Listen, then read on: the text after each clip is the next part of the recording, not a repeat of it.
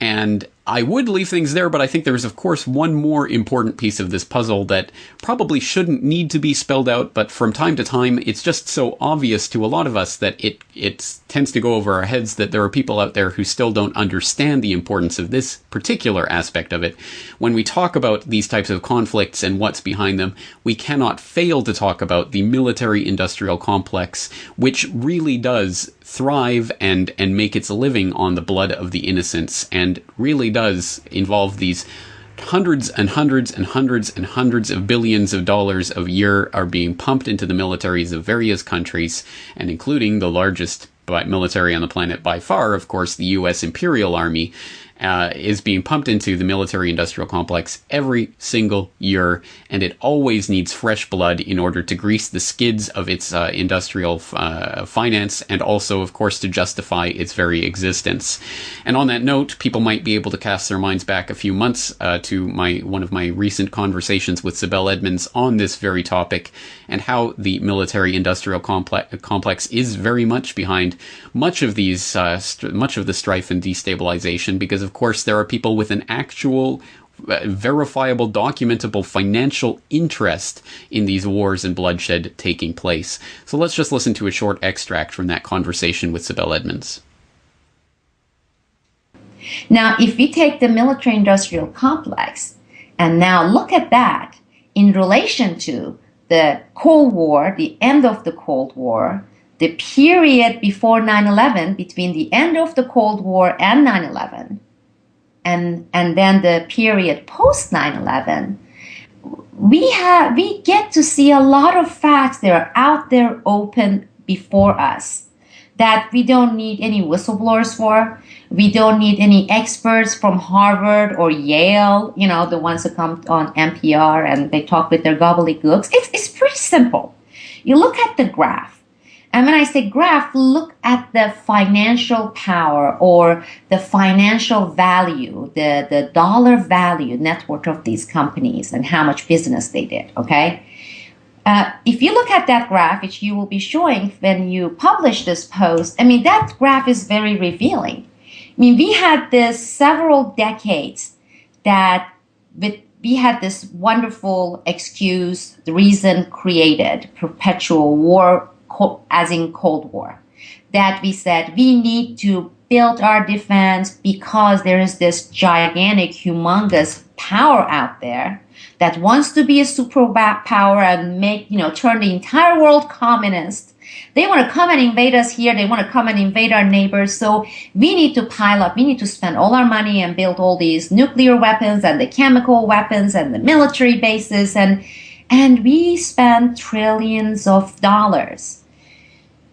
Well, our government didn't produce any of these chemical weapons or the planes or the bombs or the programs or any of these things that the expenditure goes towards, it's going into.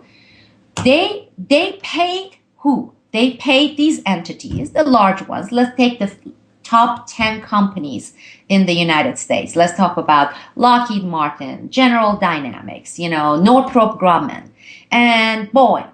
And they said, okay, here are the money and we get these, okay? So the survival of these companies, and if you look at the net worth, the value of these companies, and they have tens of thousands of workers, employees, okay? These are gigantic companies. You're looking at worth close to $100 billion each. You're looking at a massive, massive industry. And their survival, their existence depended only on one thing: fear factor and the fear of wars. Okay, so it's the war industry that is driven by the fear factor. And the fear factor was communism. And as long as we had the fear factor, and as long as we had these monsters, which in this case, monster, the Soviet Union, the communists, which again is in line with our villains and the heroes thing. We always have to have the evil country. Remember George Bush, the axis of evil, the evil communists, how Reagan was evilizing it. You do that, the fear factor, and you have a booming war industry, okay? Trillions of dollars. And it got bigger and bigger and bigger and just became a monster. And then we had the end of that Soviet Union. We had the end of that communism. And this was the WTF moment for the industry, because put yourself in this industry's position. You're looking at hundreds of billions of dollars of industry, okay, trillions of dollars.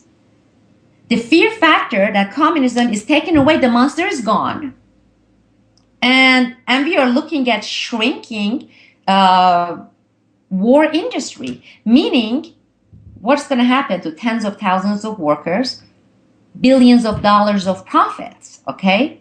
I mean, wouldn't you get nervous? I mean, this is, our existence depended on this monster we created, and our mainstream media, of course, on the forefront, pounding it, making it a really big, scary monster. Gone. So you look at the graph, and then you look at the expenditure. You know, the built up during Reagan era, going up and up. We're going to outspend them, man. We're going to bankrupt them. We're going to spend. Well, yeah, we outspent them, all right, and they're gone. Then look what's happening to the war industry. Look at those companies between 1991, 1992 till about 2001. The expenditure is going down. You're looking at some really, really, really nervous people.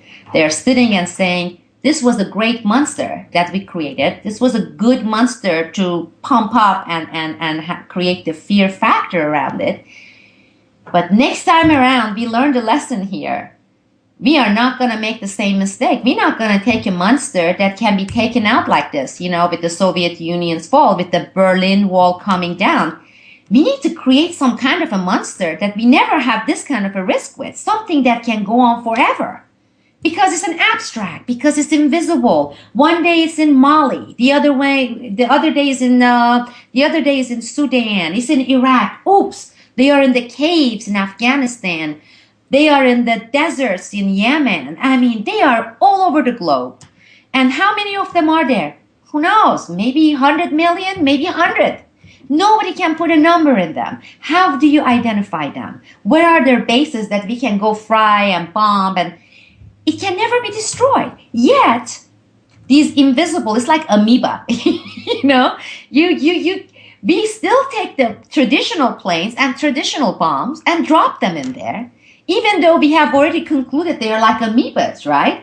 Well, that's for the military-industrial complex. And if you go back now and look at that graph and see what has been happening to that industry since that day, 9/11.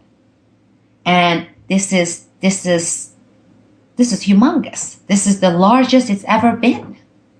And if you look at the graph, look how steep it is. Once again, Sibel Edmonds, boilingfrogspost.com. I will, of course, put the link into that video in the show notes so that you can go and watch the full interview. And again, what more needs to be said?